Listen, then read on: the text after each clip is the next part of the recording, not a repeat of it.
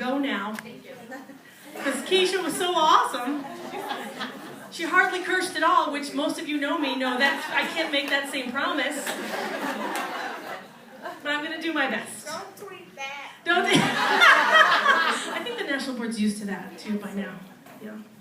Anyway, we want to talk a little bit to you about being lone nuts and how that's essential to being a great leader. We're going to start with a little, it's a 3 or 4 minute clip from a TED Talk.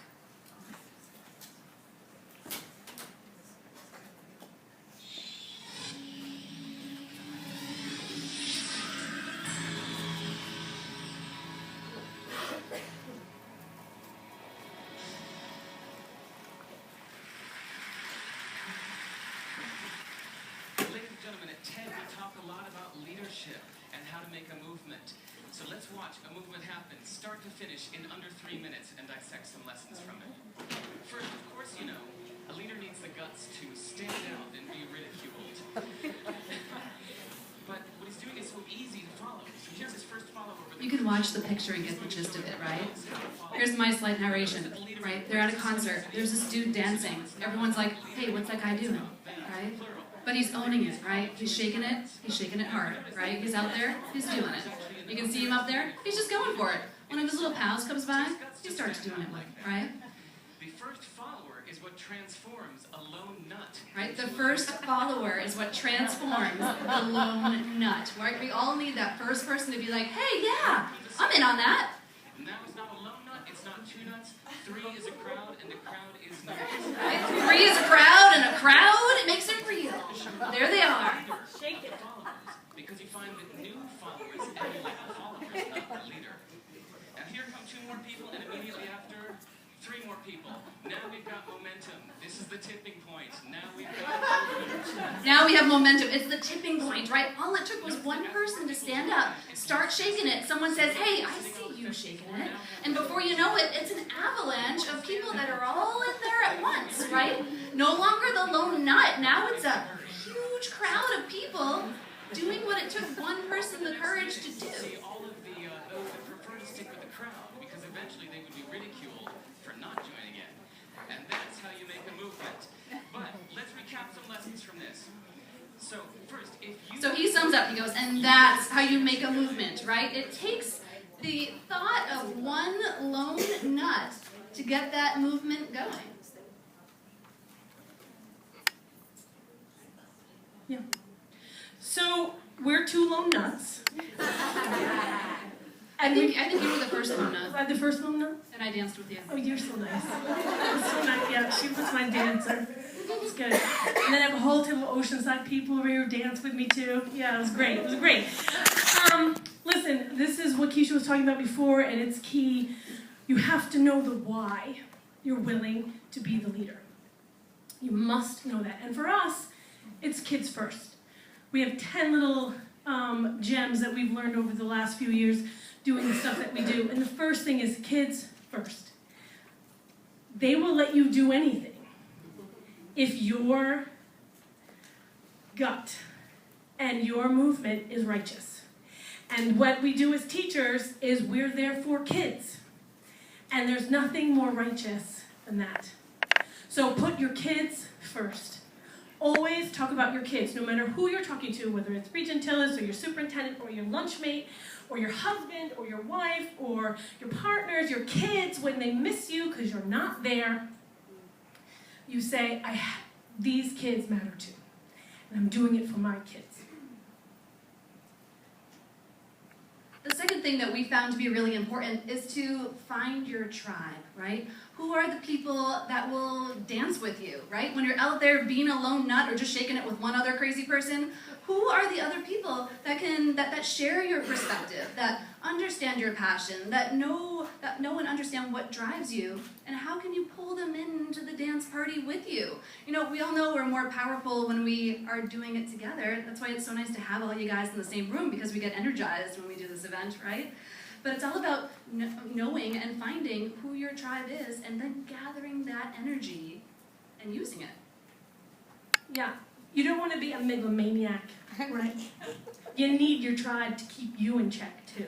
Right? Sometimes we've noticed, I think we know at least one or two administrators, or or perhaps colleagues who are a little drunk with power, right? And they're not very effective. Why? Because they're dancing by themselves, and everyone is making fun of the lone nut. So remember that when you find that you need that tribe, everybody's ideas are being shared. You're getting solace there. They're picking you up when everybody else is kicking you down. So you need that group together.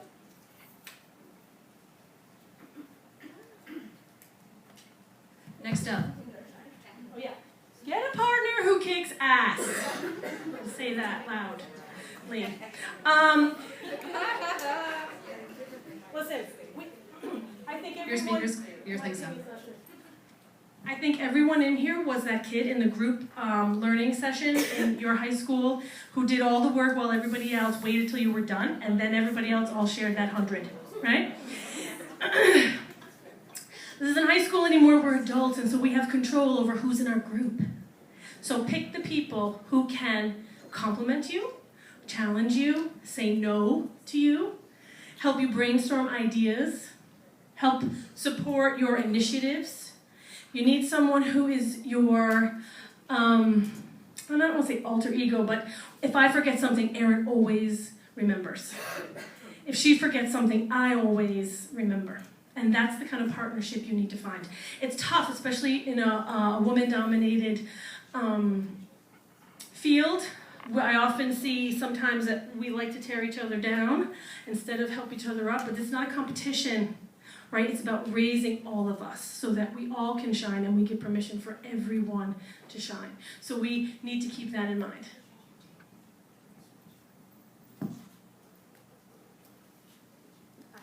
Hi. So this is one of my tricks, right? How do all these things end up happening for me and Jen? I say yes to everything, which is also one of my fatal flaws at this point. But this is the secret. I read the emails and I say yes, right? I see the opportunity, I say, okay, I'll put a proposal in, I'll say yes, right? This is how the leadership footwork that we have established has happened. We identified each other as partners and we just say yes all the time, right? Oh, can you do this? Yes. Can you do that? Yes. Do you want to go here? Okay, right? It becomes I confess, it becomes a little hectic, right? Saying yes isn't always, like, yes to everything is mental. I understand I sound crazy when I say it. But really, it's what opens the doors, right? And if saying yes to everything, if you understand, like I do, that is a little crazy, right? It's important to say yes sometimes, right? Or say yes to one or two things. Jen made fun of me last week. I bought Shonda Rhimes' book, The Power of Yes. She's like, you're going to read that and maybe cite from it? I'm like, I might. Anyway. It's true. And she does. You'll see it's Yeah. Oh, I love it. So anyway, Shonda is the lady who brought you things like Grey's Anatomy and Scandal and all those great shows that we all watch. Anyway, she wrote a book about the year where she just said yes to everything. And you wouldn't think someone like Shonda would have trouble saying yes to life, but she had all these revelations when she just started saying yes. And she put a definite year on it. She's going to do yes for a year and see where that brings me. So it's an interesting way to look at life. What would happen if we just started to say yes? And then, of course, no is not a dirty word.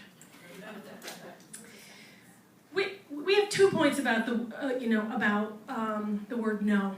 First of all, once you set up the things that you would like to do and you say yes to opportunities and things that pass around, you also need to learn to say no. Because here's what happens, and I know everyone in here has the same problem, because you're NBCTs and that's what we do. They ask you, hey, will you run the club? Sure. Hey, will you be on this committee? Yeah. Hey, will you also run the Christmas party or the holiday party? Yeah.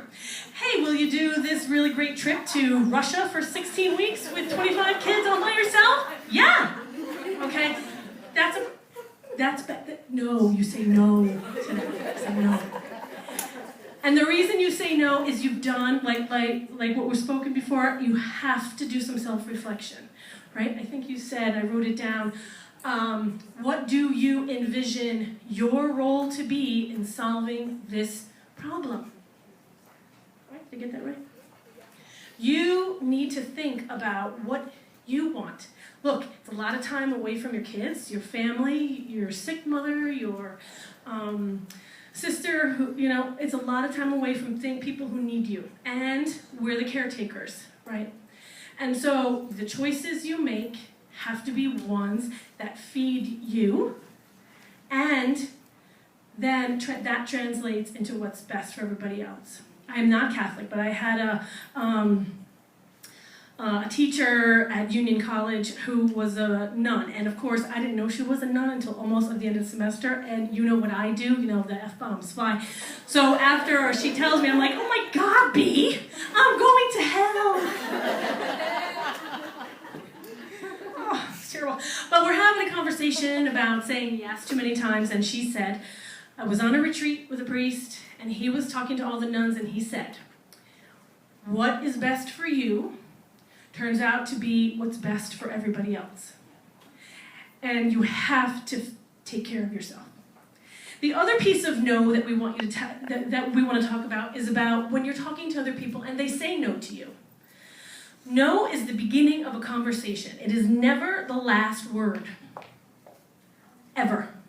Especially if you put kids first, you found your tribe, you know what your role is in solving this problem, and you have rectified that with yourself and your family and your students. See no as something that makes you curious. I used to get really pissed off at no. You can imagine the things I used to call people who would say no to me.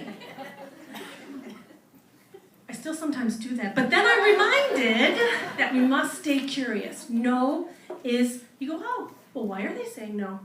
How can I make that no a yes?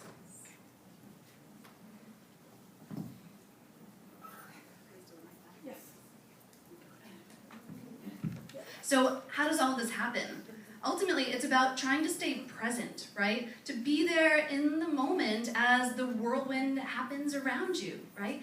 You know, as teacher leaders, as NBCTs, the day is hectic, right? It's crazy. You have your classes, you have the kids, you have all the demands, and then whatever stuff you've said yes to happening all at once, right? But how do you stay present? How do you get yourself back? It sounds silly, but how do you get yourself back into your body, right? How do you feel the moment? How do you take a deep breath and figure out, what do I do next? Where do I go from here? And that's all a practice, and it's hard, right? How do I stay in the moment and breathe when, you know, school is mental and I'm freaking out? Yeah, how do we do that? How do we grab the needle and push it back and say, how do I find my center? And it's finding that center that allows us to figure out the stuff that Keisha and Jen have been talking about, right? When I'm centered, I can make the best decisions, right? I know when to say yes. I know when to say no. I know what I have to do. And I know for me, and you guys who know me, when I'm not centered is where I start to lose my mind, right? It's all about how do you stay present and accessible, not only to others, but to yourself, because it's yourself that guides the entire process. And that's what your tribe helps you do, right? Hello, they say. Pull yourself together. Okay, be good at email. This may seem like a no-brainer. We get hundreds of emails a week. Certainly not as many as Regent Tillis. But we do get a lot of emails. And the thing is, you do not open emails willy-nilly, people.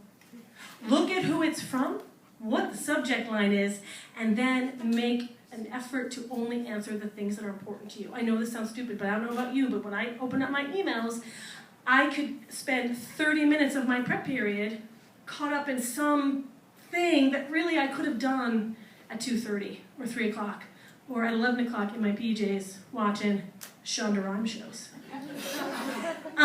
So please, it's very important because this is also where you miss opportunities, right? The email is important. Who's it coming from? What are the opportunities that they're offering you? And be very diligent and smart about those emails.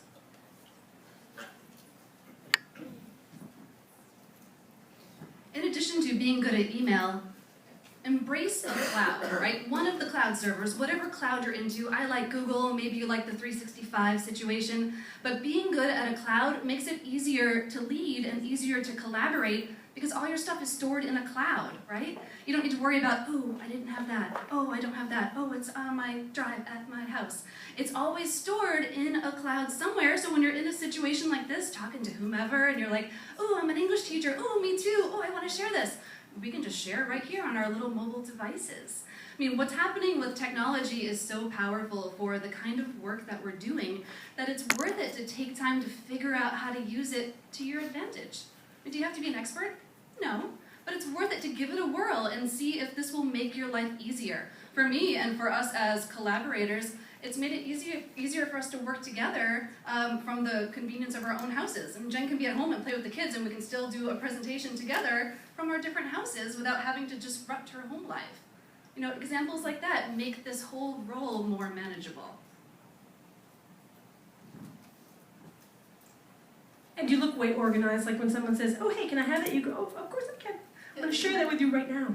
See what I mean? And then you don't have to get their email later, which takes you 15 minutes to find something, and then your prep period's over, and you still haven't peed. Right?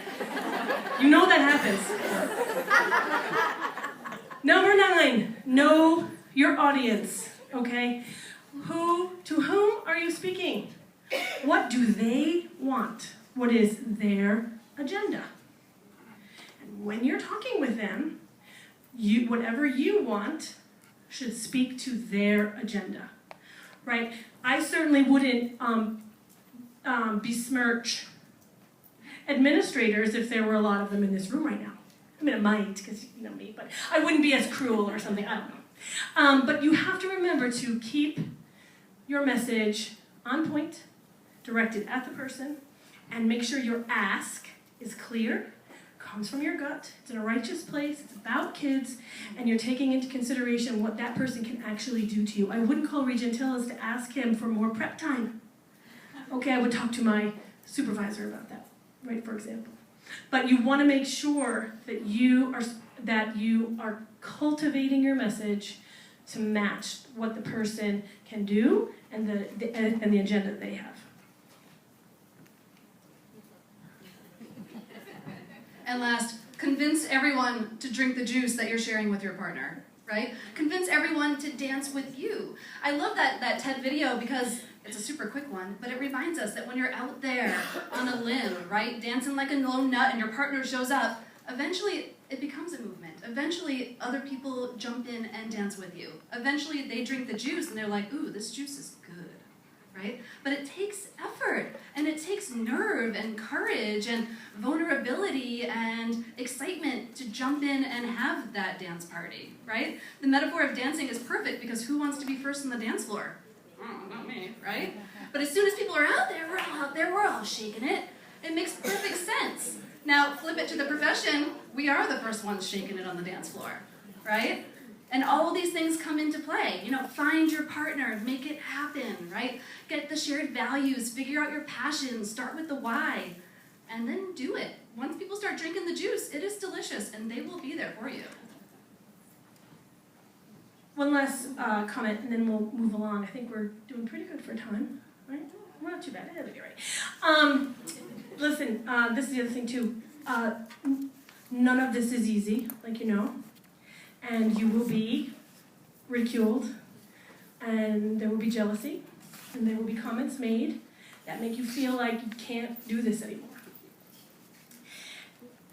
And you may give up a few things because it's time to think about what you really want to do that's worth all of the negativity sometimes that your work as a leader brings upon you. Do not let that stop you. If you need to take a walk or a semester off from something, or you need to take a vacation, or yoga classes, or you get back together with your tribe, if that's what really makes you tick. But remember that it took Gandhi 47 years to get independence for India. And I'm not saying that we're all going to be teaching for 47 years, but the road to righteousness and reform takes a while. And it's not always easy. But you can do it. You did this process. You demonstrated that you were an accomplished teacher. That was no easy feat. And I know you all are leaders. and you know what I'm talking about. So just stick with it. If you need any help, everybody in this room will help you. Just shoot us an email, but do not give up unless you cannot figure out why you're doing what you're doing in the first place. Okay? All right, thanks so much.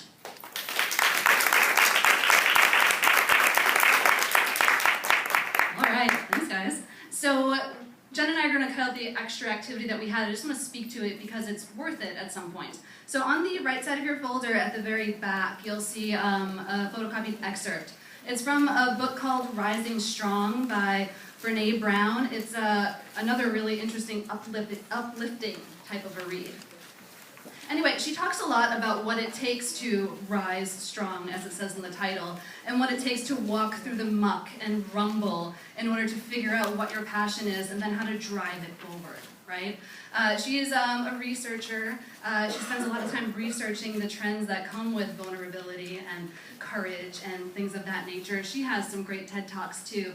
But we would encourage you to give that a read at some point. It doesn't have to happen today because we want to give love to all of our presenters and get ourselves back on track. So what we'll do right now is take a quick 5 minutes. I'll play another song or two. You can take a break or get a snack, and we'll be back in just a second. Thank you.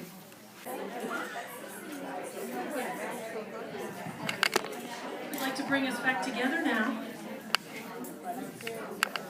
We really appreciate you filling out that survey. It helps us when we talk to our legislators and helps us when we talk to our regent or when we talk to NYSET about the work that you do in your classrooms to help illustrate what board-certified teachers can do for districts, for the state, and for their kids. If there's anything that you think of that you didn't put on the survey, or if you want to give it more attention at a later time, you can hop back on, you can skip questions, you can just send back to us the questions that you want to add stuff to. It's totally fine on our end if you do that, so feel free to do that if that's what needs to happen. We'd like to share with you, this is, of course, a day that is dedicated to you, but it's also a day that is dedicated to the teacher voice. And we've been thinking a lot about teacher leadership and teacher voice lately, and this poem came to mind as we were planning our day.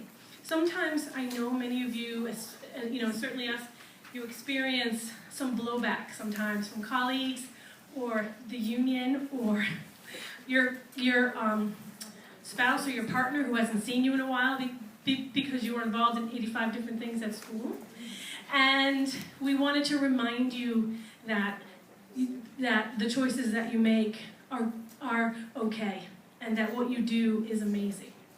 So this comes from a great read by Marianne Williamson. It's a book called A Return to Love. It's a great spirit uplifting book, so it's worth picking up if you're looking for a little of that. Our deepest fear is not that we're inadequate. Our deepest fear is that we're powerful beyond measure. It is our light and not our darkness that frightens us. We asked ourselves, who am I to be gorgeous, talented, brilliant, fabulous? Actually, who are you not to be? Your playing small does not serve the world. There is nothing enlightened about shrinking so that other people won't feel insecure around you. We are all meant to shine, as children do. We were born to make manifest all the glory that is within us. It is not just in some of us, it is in everyone. And as we let our own light shine, we unconsciously give other people permission to do the same. As we're liberated from our own fear, our presence automatically liberates others. And together, it's our hope that by bringing us together as board-certified teachers and as accomplished practitioners, that we can lift each other up, that we can inspire each other, and that we can encourage each other to continue to shine brightly. So it's with great pleasure we bring up our friend, Keisha Caldwell-Davis. She is from the National Board Director of Outreach and Engagement. Can we give her a big round of applause?